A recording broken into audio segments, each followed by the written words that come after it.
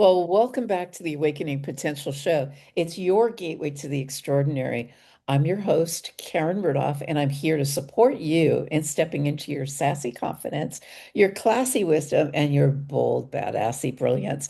Because awakening your potential isn't just a moment, it's a movement. And here we dive into powerful stories, soul-stirring tools, and game-changing strategies that spark transformation in your life, in your work, and the world around you. So grab a notebook, open your heart, and let's light that inner spark. And today I'm so excited to introduce someone who truly embodies this journey. Our guest, Bruce Wren, excuse me, as a transformational leadership and executive coach. He supports others in maximizing their performance.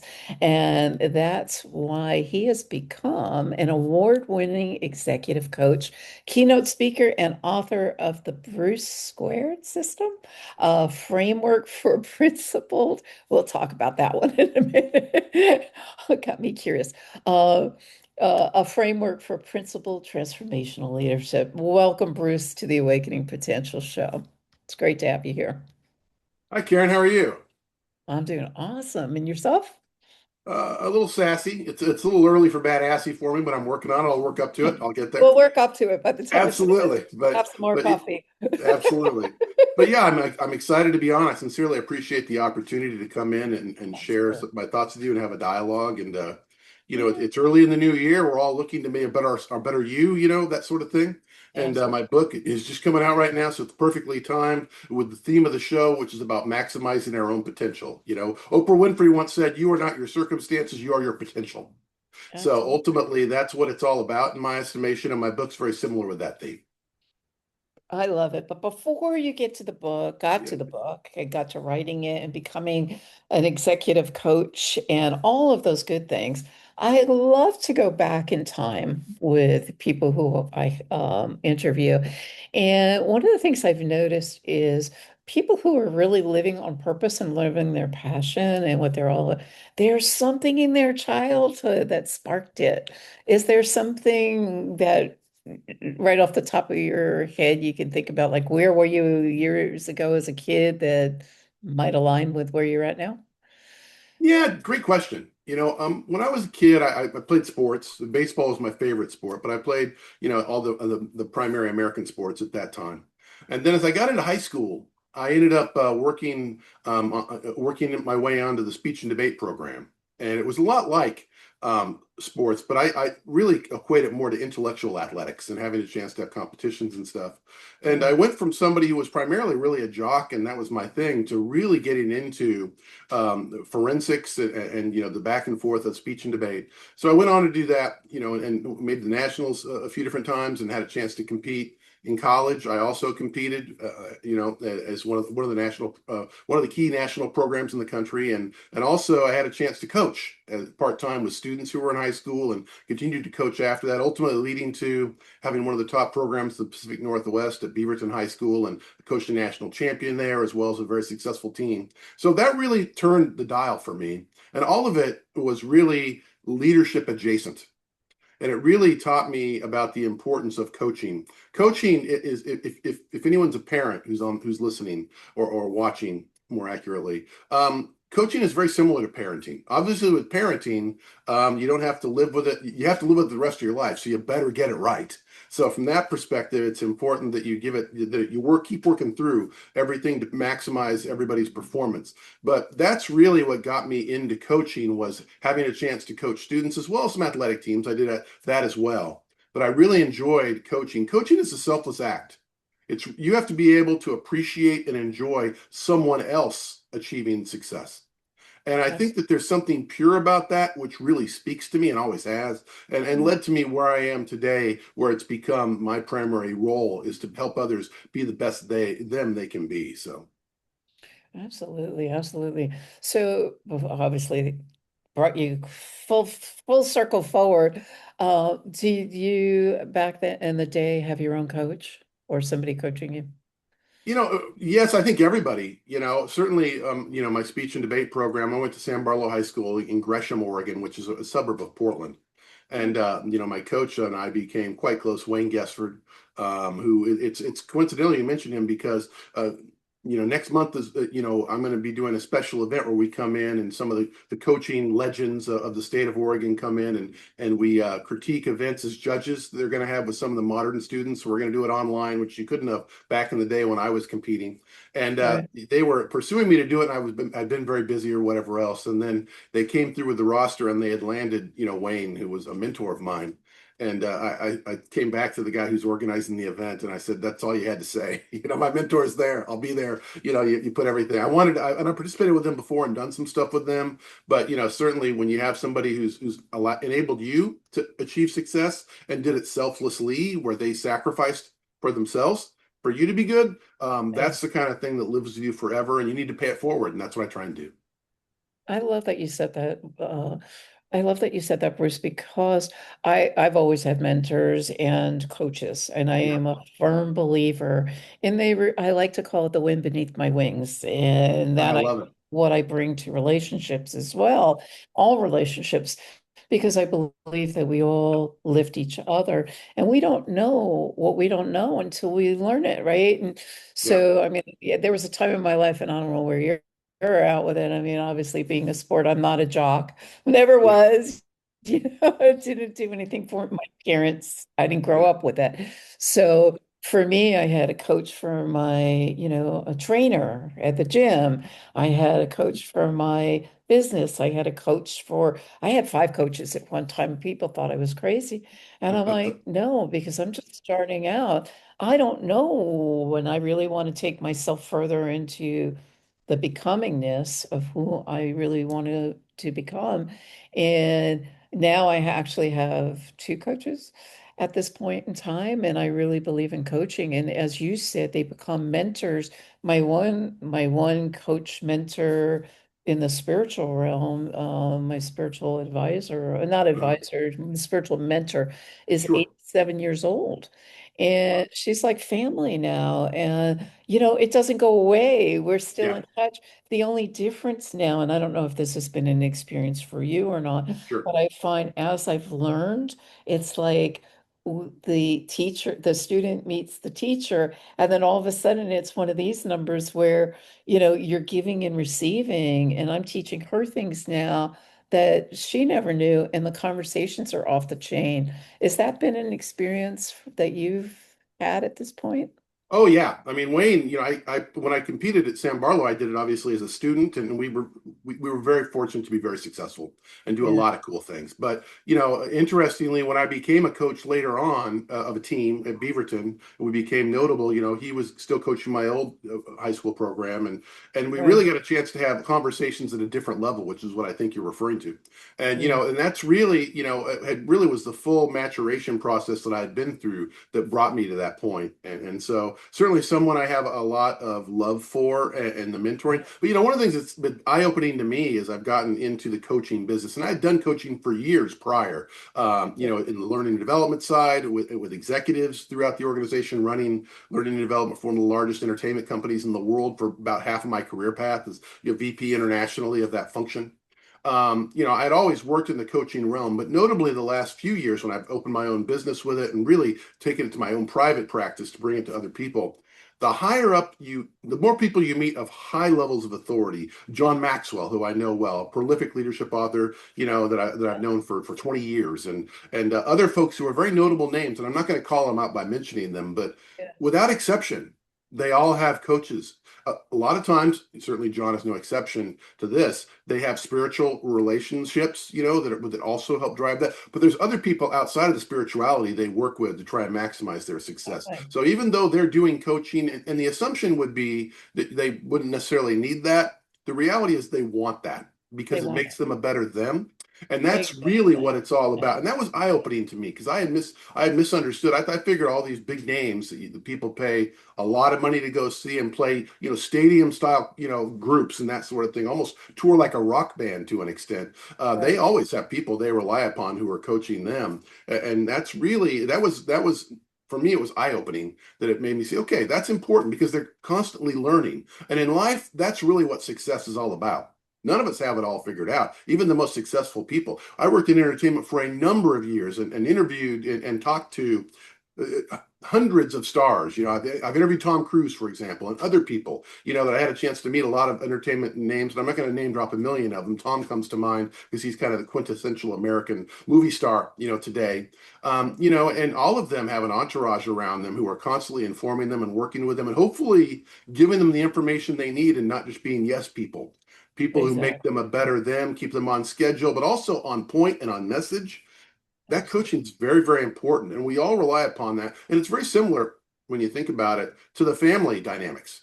If you have a family and you work with people, right, that association you have is so important to get where you want to go. And, I have a son, I'm a parent, obviously. And that's, I think once you become a parent, and if people who are watching or listening don't have kids, I'm not calling you out. That's great. Everybody makes decisions. I respect whatever your decision that is best for you. Right. Absolutely. But I can tell you for me, once parenting kicked in, it completely changed everything. You flip the script, and I had to look at things differently, and it impacts me today, and it will continue to for the rest of my life because the betterment of them is critically important. My son just had his first high school basketball game 2 days ago of this season.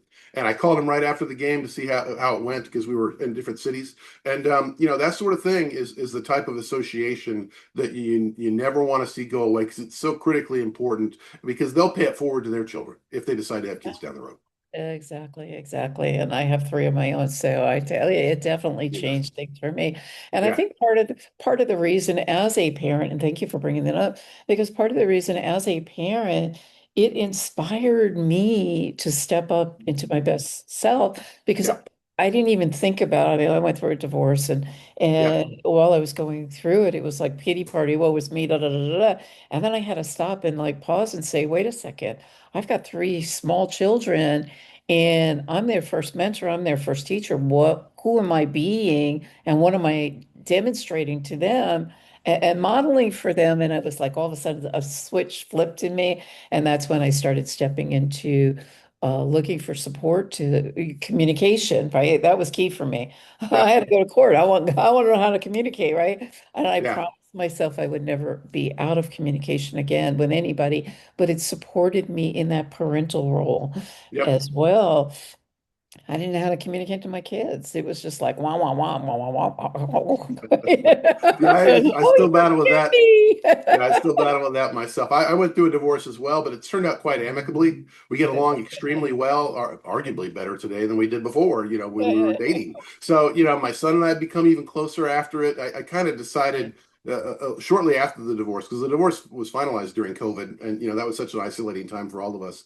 That Yeah, I really wanted to look at it differently and try and improve the relationship, and it's worked out really well. And I want to see it continue to go that direction. And absolutely. that's really from a coaching perspective, right? I mean, part of the one of the things I talk about in my upcoming book is resilience. And Yeah. that's really a test of your resilience. Can you get past that and put it all back together? And I have been fortunate so far to do that. It sounds like you have too. That's Yeah. such an amazing feeling because there's always pain associated with that journey and all, none of us want to be there, but we end up there. And it can that pain will begin to get healed as we come through that path. And that is something. Obviously, I don't encourage people to go through it just for the experience, but because it'd Fun. be quite expensive. But if you can, from a spiritual perspective and from an emotional perspective, it Yeah. can lead to growth. That you come out on the other side, and it Ex- makes you appreciate everything you have a little bit more and maybe that can help you be a better you in whatever you decide to do. Yeah, and that's where I step into gratitude Yeah, because even though it sucked going through it, I mean, let's not kid ourselves, there was a lot of pain involved with it.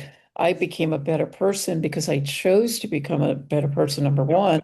And number two, I chose to learn lessons from it so I don't make the same mistakes again. And not that it was a absolutely. bad experience. I had three wonderful children out of it. So there is always good with the mixture. And don't discount that it's not all, it's a growth experience. It was what Yep, it was. And I don't live in that space thinkingness anymore where I'm like, woe is me. And, I've utilized that to power myself moving forward. And that's where, as well, my book as well. I got mine coming out as well. When is your book coming out? it's coming out in January. It's called the Bruce Blueprint. which is Okay. about the Bruce to the third power system. But that's Right. what it is, the Bruce blueprint, and it's really my approach to building your leadership, what I like to call superpowers, because it's very similar to, if you have a great leadership skills, it's like having a superpower. You have the ability to do things others can't do and to drive organizations in a transformational fashion to places they never perceived they could even be. And it's really all about building a foundation for success and then executing sufficiently to enable that success with your leadership capabilities. So I'm really excited about the book. I know we're talking Yeah. about awakening the extraordinary within, and certainly that's what the book is focused on. So it's very compatible with the message that you've got and allowing all of us to get better. And part of it is resilience because life is all about failing forward. It's That's not, I say the same thing. I yeah, failed forward, and I actually, it sounds sort of warped probably to a lot of the listeners, but I look forward to those failures because yeah, then I get to learn and grow and expand from that. What can I always say, my book is coming out at the end of March, and the theme within it is also like, what can I build with this? yeah. Like I have this experience, what can I learn? What can I build from it that it will support me in spiraling up? And that's the name of my book, Spiraling Up. So, um, yeah, I mean, just exciting things that, creating the awareness to awaken the potential within each of us, because it's so great on the other side. Who wouldn't want to do that? So that's how I look at it. You stepped into executive leadership. Why executive as opposed to any other coaching? I really thought about it. I wanted to have a niche that would be distinct because there's so many people in coaching. One of the Yeah, amazing things when you do the research on it, coaching is more popular today than ever before. You'd think, as a casual observer, if you didn't do the research, that because of AI and all these things, well, we yeah, can just pose a question to Chat GPT, for example, and get an answer. Why do we need coaching? The reality is, coaching is more important than ever before because it's yeah, garbage in, garbage out with data. Chat GPT or whatever AI you decide to interact with, if you decide to, is only yeah, going to be able to benefit you if you put the right information in and then you're able to capture that information and right. capitalize on it. Well, in coaching, over it's a multi-billion-dollar industry. It's growing at about close to 10% each year, and Yeah, the forecasts are it will continue to grow. And in addition to that, it's about a little over 50% of that is in North America where we reside. So, this is the area to be for this revolution of sorts that is happening with coaching. I think part of it's been enabled because of the internet and virtual and being able to talk like we are now, which I think ex- was also dramatically escalated with COVID, that we had to find other ways to be able to connect. And ex- so, that infrastructure as it's been built and everything has really materially changed coaching. That used to have to be in person. That's not the way it is anymore. So it enables us to be anywhere, and then that's something that I also think has impacted that dynamic. So to answer the question you articulated, I wanted to find something that would be an area that I was interested in and I could deliver the most success with. And leadership development was the area I landed in, having worked with John Maxwell, and going to special events. He had Friends of John events that I was proud to be invited to among a limited group of people. Independent of that, going to Duke Fuqua, business school in North Carolina and having a chance to learn from their leadership areas, as well as doing research on leadership virtually my entire life, particularly as an executive in learning and development. How do I get people motivated? I used to be the dean and host Regal Entertainment University, which brought managers from across the world in for a week, and we would always start with leadership. So I really think life and also in business, our roles in the workplace is built around leadership. Abraham Lincoln once said, "Whatever you are, be a good one." And to me, that's what life is all about. And I thought leadership really was the one that spoke the most to me. And I think that I could hopefully give the most value to others. So that was the one that got me the most excited. So I decided to focus in that area, but I specifically focus on building a foundation of principled leadership to enable you to become a transformational leader. And that's yeah. really what my system is all about. And the Bruce Blueprint, the book, explains how to get there. I love it. I love it. Aside from doing all these amazing things and your busy schedule and everything else, I believe I understand that you're also an advocate for early childhood education and champion nurturing those young minds. Tell us a little about that if you would. Yeah, when I was in after I graduated high school, I went to college here in Southern California, got my degree from the University of Redlands, and I coached at Ukaipa High School, which was a fairly prominent program in California, which is one of the hotbeds of talent for speech and debate back in the day. So I did coaching there. I went back after I graduated at Redlands. I went back to Portland where I'd grown up, and lived there and worked.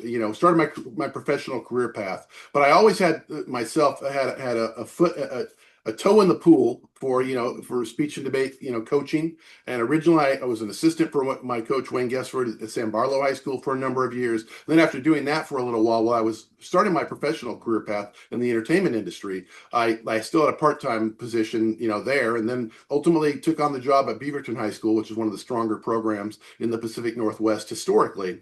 And it had a coach there who'd been there, I think 30 plus years, a long time, and was really just wonderful. And somebody I really had a good connection with back to when I was a student and got to know as when I was assisting at my old program. So I took over the director of forensics or speech and debate at Beaverton High School, and I was there for 7 years in totality. And like I said, we have a national champion. He won in Phoenix, and had one of the most successful programs in the Pacific Northwest. And I knew eventually I would have to let it go because I found myself my career from a professional perspective had started to take off. So I knew it wasn't going to be forever, but I felt obligated to pay it back. One of the best college debate programs in the country is Dartmouth College, in the Northeast. And the head of forensics there, head of debate there, who's one of the top programs in the country, is John Turner, who was a student of mine back at Beaverton back in the day when he was in high school. So that's when I talk about paying it forward.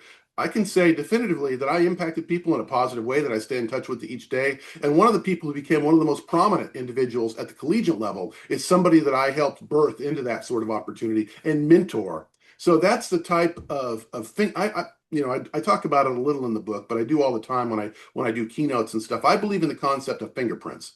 We leave an impression on Absolutely. everyone that we meet. And we need to be cognizant of that. And it's a really good impression that you can find that they do great things. So I'm really proud of seeing somebody that I helped mentor become, one of the most prominent voices in that activity in the country at the collegiate level at one of the top programs, which puts the resources behind it and the energy you need to truly be successful. And, that's the kind of stuff for me that you can say, I don't, it's all about leaving that impression, which is so critically important. It leaves me with a really good, when I look in the rearview mirror, I'm proud that I took the chance to do that. When it would have been much easier for me because there was a lot of going to bed late and waking up early that went with that and taking students to competitions for years and, Yeah. burning the candle at both ends, not necessarily for the betterment of my health or everything, but it was important to me to give back, and I'm happy I did. And it really makes me proud to this day to see other folks that I had a chance to work with become attorneys and work with people and have great families and be focused on the right things. And that's what it's all about. Great coaches will enable someone to do that. Beautiful, beautiful.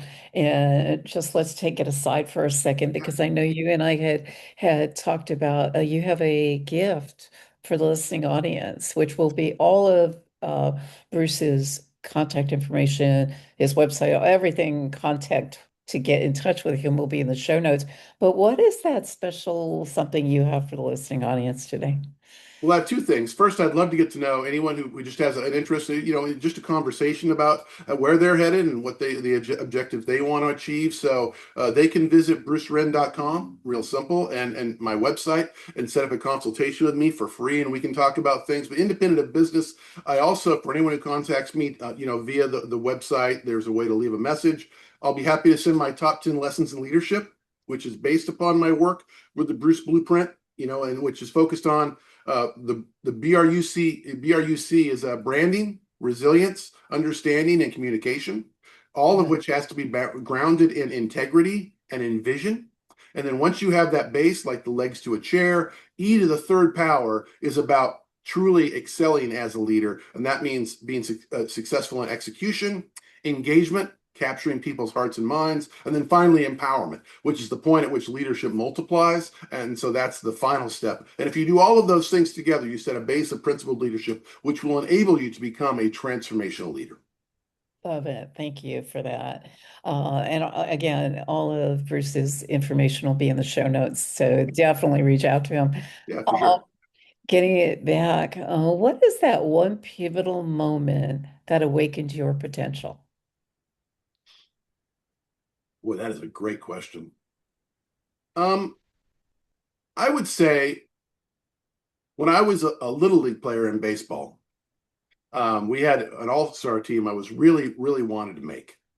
And there was an odd set of circumstances that happened where there was a vote for the All-Stars, and the word was that I made the All-Star team, and I was 12 years old.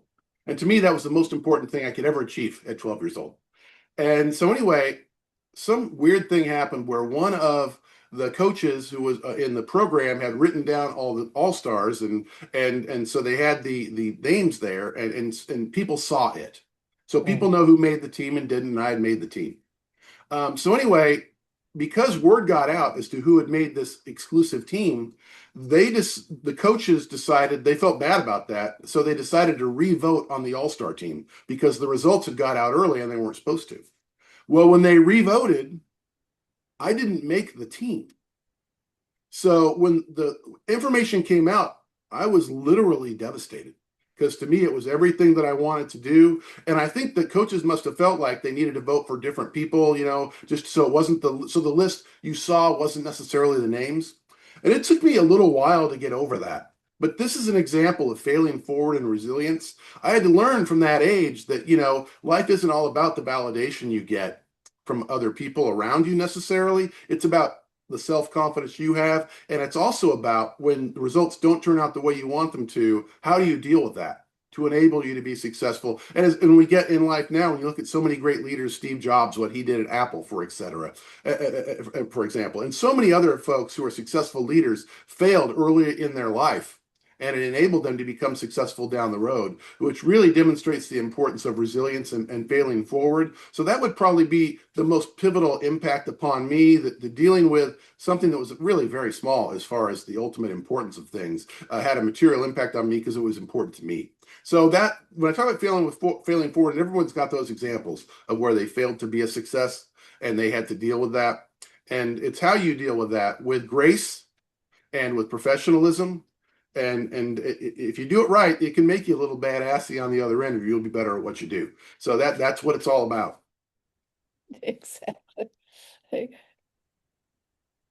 Yeah, awesome. Well, you sort of answered my next question, but I'm going to give you an opportunity to maybe expand or give a different, I like to call them pearls of wisdom. Sure. And I always, before we end and depart for the moment, what is the one pearl of wisdom, that one bit that would possibly make a real difference in somebody who doesn't know what they don't know? They're just starting out.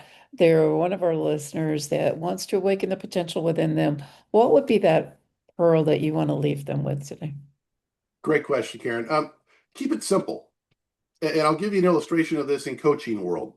Um, one of the when I Among my research, one of the most fascinating leaders is John Wooden, the former basketball coach at UCLA basketball, who won 10 titles, 7 consecutive records no one has come close to reaching since then.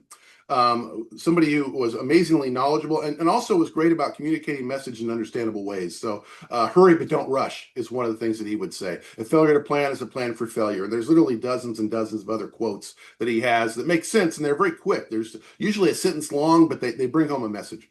But the point I'm trying to illustrate is that in keeping it simple, at the beginning of each season, John would take his players into the gymnasium. And these players, as he continued to be successful there, typically were some of the greatest athletes in the sport and would go on to be Hall of Famers. Bill Walton played there. Lou Alcindor, who became Kareem Abdul-Jabbar. Those are two of the greatest NBA players ever. And there's a litany of others. He would begin every season by taking them into the gymnasium and showing them how to properly put on their socks and shoes.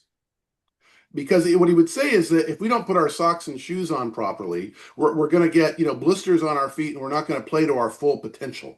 And that is next level Yeah. understanding of the importance of coaching and starting with the basics and building up from there.